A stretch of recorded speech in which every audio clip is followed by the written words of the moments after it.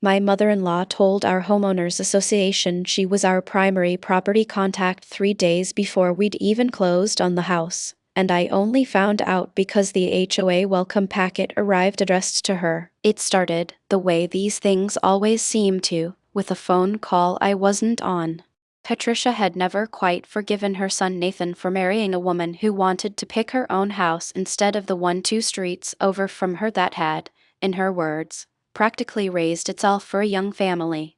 She'd lived in the same subdivision for 29 years, chaired the block's welcome committee, and knew the closing agent, the inspector, and half the HOA board by first name. She was not used to a decision about that neighborhood being made without her weighing in first. From the very beginning, the first sign of trouble came the week our offer got accepted. Patricia mentioned, almost in passing over Sunday coffee, that she'd already called our real estate agent to help nail down a closing date that worked better for everyone. I hadn't asked her to call anyone. Nathan and I had spent 5 months saving a down payment and picking a closing date that worked for our own schedules, not hers. I smiled, said something non-committal about paperwork, and didn't correct her in front of the table. Nathan caught my expression later in the car and said what he always says, that she means well, she's just excited. I told him I thought it was sweet that she cared, if a little presumptuous, and let it go for the night. I didn't let it go in my head. That night I made a note on my phone, titled simply House, and put the closing date comment in it, dated. By the second week after closing, the pattern had a shape. Patricia would make a decision about our house, present it as basically settled, and route it through someone who wasn't me. She told our kitchen contractor, when she let herself in during a measuring appointment I wasn't told about, that we'd decided to swap the quartz countertop we'd picked for a cheaper laminate she liked better, when Nathan and I had never spoken to him about any change. She told the HOA's front office, calling to update the property file, that she should be listed as an additional contact, since she'd, quote, be around helping the kids get settled. She told her own sister, at a lunch I wasn't invited to, that she'd basically found us the house, because she'd mentioned the listing to Nathan first, even though I was the one who'd toured it 4 times and written the offer letter myself. I found out about the contractor comment because he called to confirm the laminate order before installing it. I told him to hold everything, checked our signed spec sheet, and had him confirm in writing that any future change needed to come from Nathan or me directly. I added the phone call to the note. Date, time, exact words he repeated back to me from the conversation. Timestamped the way I'd started timestamping everything by then. Nathan kept saying the same thing every time I brought it up. She's just excited, she means well. I noticed he said it faster each time, like he wanted the conversation over before it really started. I didn't push harder. I kept documenting instead, because I've learned that people who genuinely mean well don't mind being asked to slow down, and the people who don't mean well always find that request unreasonable. The HOA contact form was the third incident, not the first, though it's the one that made me actually sit down and decide what I wanted to do with the note. I called the HOA office myself to ask about trash pickup days, and the woman on the phone cheerfully asked if I was calling on behalf of Patricia, since she was listed as our unit's secondary contact and had already emailed twice about the shared fence line. I asked her to read me the form. Patricia's name, her phone number, her email, submitted the week after our closing, with a note in the comments field reading, quote, my son and daughter-in-law are new to homeownership. Please loop me in on anything important. I called Nathan from the driveway with the phone still warm against my ear. He was quiet for a second, then said he'd talk to her.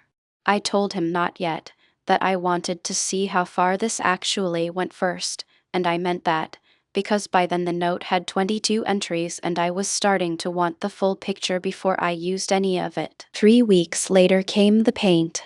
Not a color we'd discussed. We'd deliberately held off on picking interior colors until we'd lived in the rooms a while and seen the light. Patricia met with an interior designer friend of hers on a Tuesday afternoon, told her the homeowner had already settled on a pallet, and had 3 gallons of a dusty sage green delivered to our garage with a note taped to the top can. I thought this would be perfect for the living room, saved you the trouble of choosing. Nathan saw the paint cans before I did, since Patricia had texted him a photo first, expecting him to be pleased. His first reaction, he told me later, was a flat, "We didn't pick that," in a tone I hadn't heard from him before in the 3 years we'd been together. I called the designer myself, explained politely that we hadn't authorized any color selection, and asked her to cancel the order, which she did, mentioning she'd assumed Patricia was speaking for both of us because she'd sounded so certain. I didn't tell Patricia I knew about the designer conversation right away. I wanted to see whether she'd bring the paint up herself, or whether the cancellation would simply happen without comment, the way the HOA contact and the contractor call had each arrived as a surprise, always framed as help, never once as a request.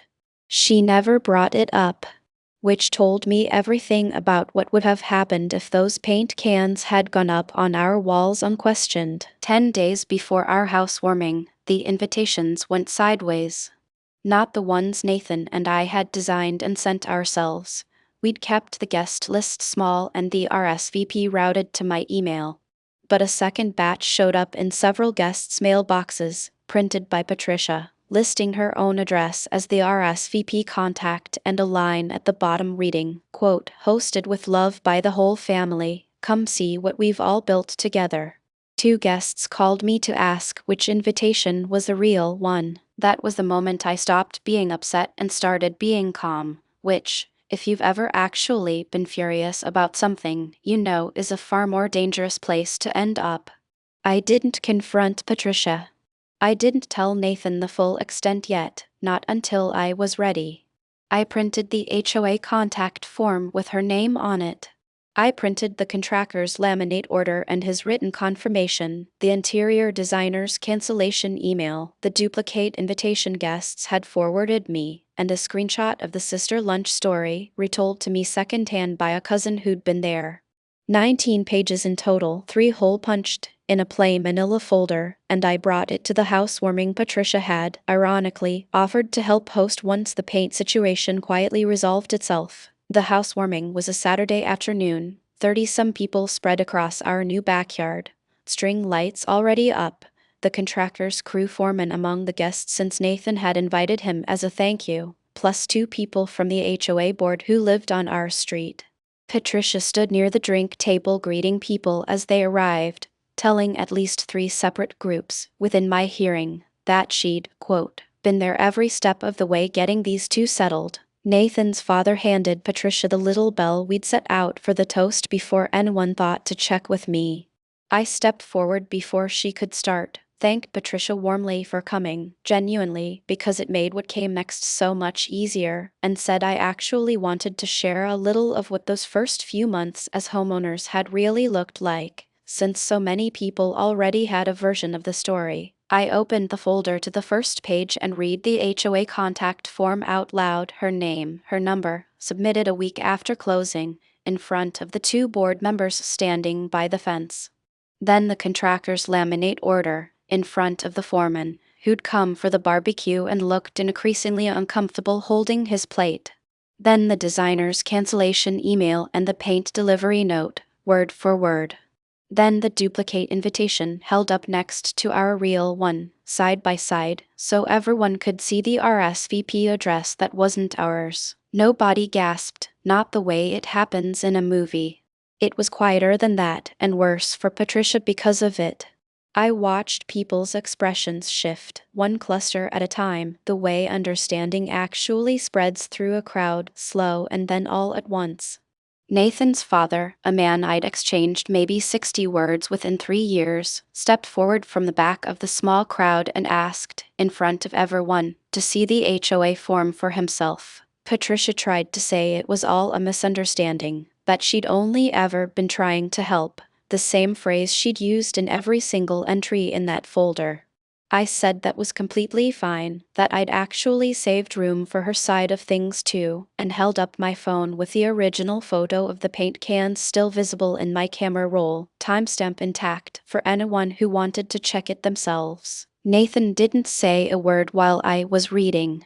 When I finally closed the folder, he stepped up next to me, took the little bell from his father's hand, set it down on the drink table, and said, loud enough for the whole backyard to hear, that this was our house, that it had always been our house, and that he was sorry it took a folder full of paperwork for him to say that plainly in front of people. I didn't need the bell after that.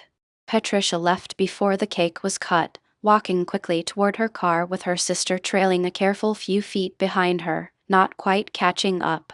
She sent Nathan a long message that night about how humiliated she felt, being exposed like that in front of the whole street.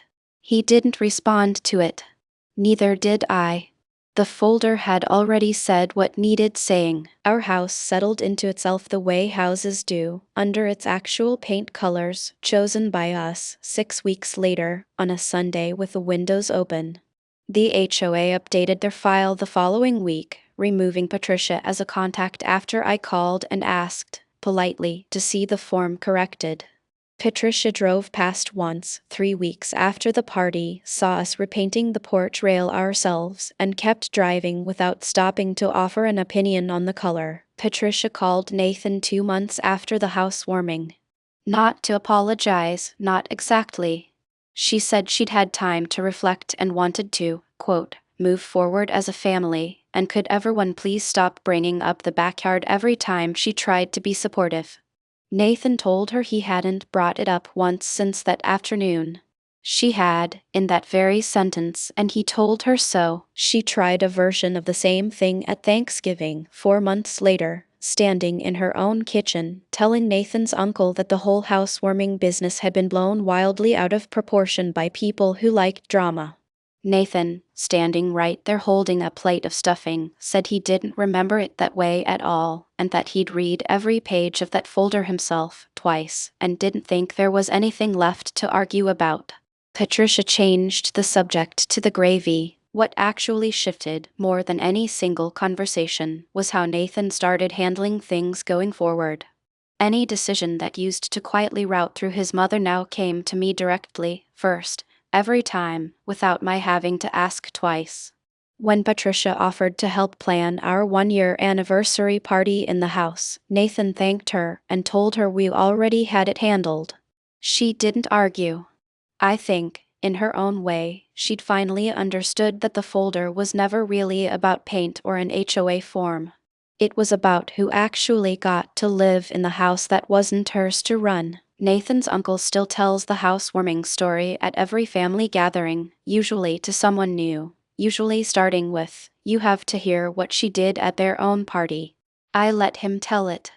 It's a better story from someone else's mouth anyway, and every time he gets to the part about the duplicate invitations, somebody at the table always asks the same question. Did you really read all of it out loud, right there in the backyard? I did. I still have the folder.